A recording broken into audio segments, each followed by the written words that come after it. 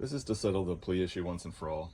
You know how Judge Johnson on December 18th hearing put all these all caps words in a paragraph that said, hey, this plea with April 2nd is what we're going with.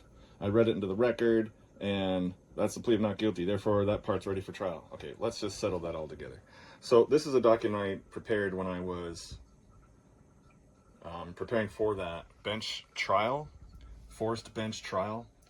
And here was the point I made. On April 2nd, 2025, the record shows Judge Sandcork checked the box that I pled not guilty on April 2nd. And of course, I said I never said those words. This is what I normally say. Let's go to April 2nd.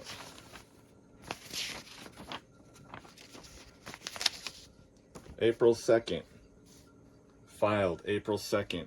Come down here. I've already showed this on the channel. He circled not guilty. Of course, he didn't talk about the plea issue during that hearing. There is no mention of how do you plead and I plead not guilty during that hearing. He denied a request I had for assistance of counsel, a human being who wants to appear via the internet so he doesn't get charged with practicing law without a license because he's not licensed by the accuser, the state of Missouri. But he also puts here not guilty.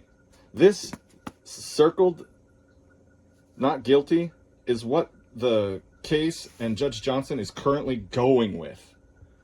That hearing on December 18th, while he said, if you speak, I'm going to throw you in jail right now, he regurgitated the entire court record that would favor him, not me.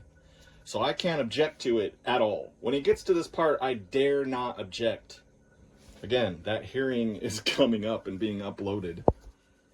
So, not guilty. That's what they're going off of, right? That's what else I write.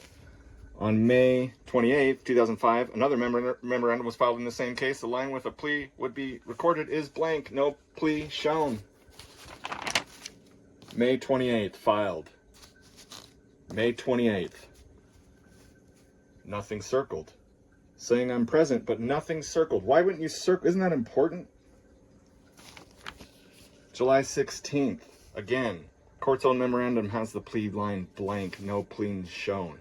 If a plea had really been entered, then why would both later forms not reflect it? How can the same court record a plea one day, then file official documents that omit it entirely? The record contradicts itself. Date, July 16th. No circle on the plea. Nothing. There's Sandcork's signature. Nothing. I'm not signing anything.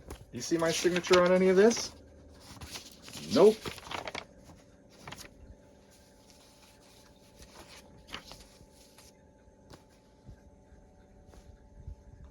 August 22nd.